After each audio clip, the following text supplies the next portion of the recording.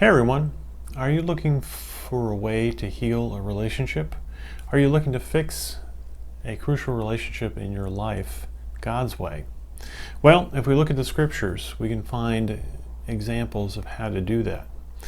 It involves fixing a relationship Jesus' way. It involves loving like Jesus does. And that's all through the Bible, not just in the New Testament. If you go back to the Old Testament, is a great example of that with Abraham and Lot. You probably know Abraham, Father Abraham, the father of the Jewish faith, who is called out of the land of Ur to go into a land that he doesn't even know. A man of great faith, a man who follows God boldly. When he does leave Ur of the Chaldees, he brings his nephew Lot with him. And if you know your Old Testament, Lot tends to get in a lot of trouble. Lot tends to make some bad decisions. And that is what leads to the relational conflict that you can look at and learn from. So God is blessing Abraham and Lot in the book of Genesis. It's literally from God's blessing that conflict develops.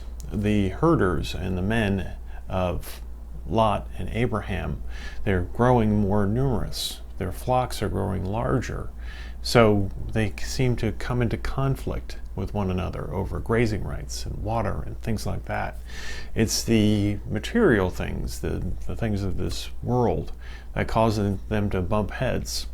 Lot is not bumping heads with Abraham, but his people are over stuff. It tends to happen with us when resources get scarce. In your relationship, in your marriage, it could be when the time away from the kids gets scarce, or when the time of relaxation, when money gets scarce. It tends to bring conflict into the relationship. So Lot and Abraham their camps are having a conflict, and they have to figure it out. What do they do?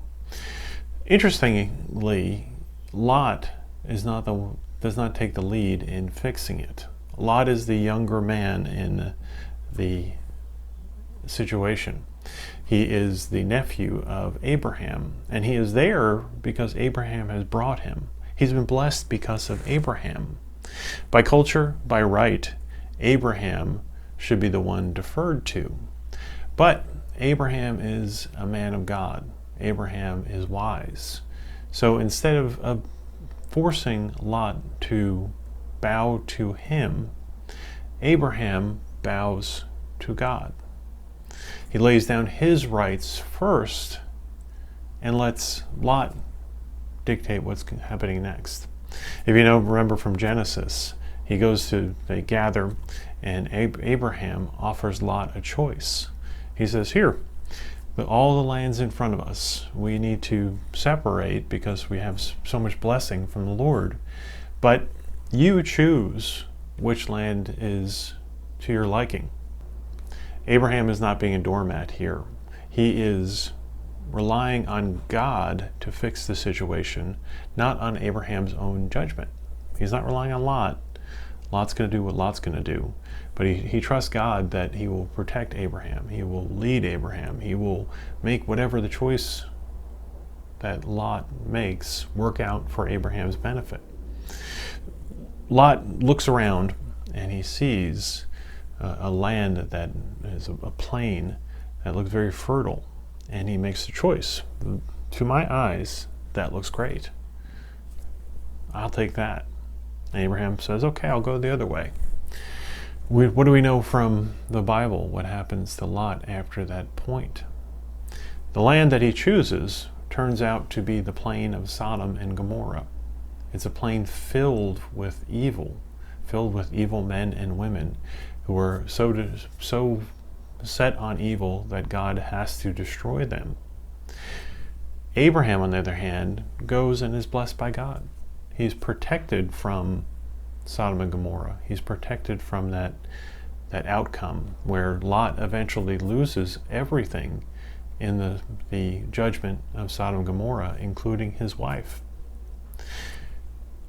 All because Abraham trusts God. We know also that Lot doesn't appear to pray. Lot doesn't appear to seek God. Lot doesn't even seem to ask Abraham what he thinks of his own wisdom. He's a man who's just judged by his own wisdom and his own appetites. He sees good land, he takes good land.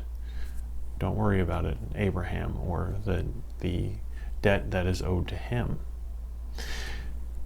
This is our example when we try to resolve a relationship. We might be completely in the right, just like Abraham. We might be deserving of the other person's respect and the other person's seeking our forgiveness. Yet, if we really understand the greatness of God, if we really understand how He loves us and will protect us, and also how we are sinners and God has forgiven us, then we don't even have to get into that back and forth. We can approach the person, whoever's relationship we want to fix, or even people who have sinned against us, if we think that, with humility, and lay ourselves open and say, okay, here's the problem. How do you want to fix it? And then trust God to protect us. Trust God to protect our reputation. Trust God to move the heart of the other person. And even when that person chooses badly, to use it all for our benefit.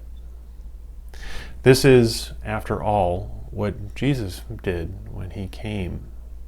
Jesus came as a man, not only as a man, but as a servant, and completely laid Himself out solely for our good.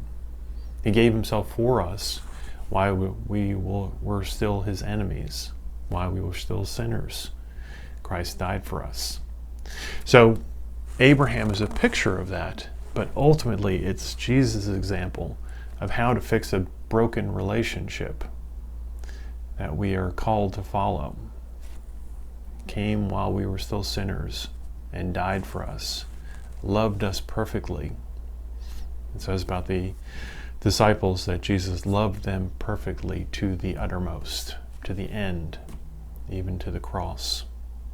So if you're struggling with someone today, I would ask you, how much are you defending your own rights?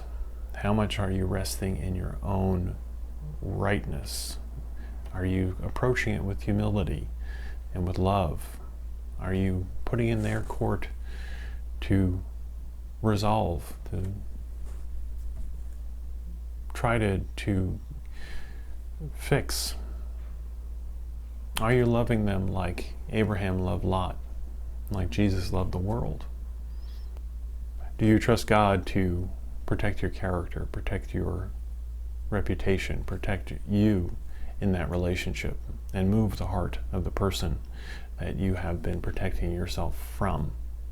Now, this doesn't mean you put yourself in a dangerous situation. It doesn't mean that you become a doormat. It doesn't mean that you agree to abuse. That's a completely different question. But when parties are trying to work things out, we can trust in Jesus to have our back and to fight our battle and to move the heart of the other person. God bless you.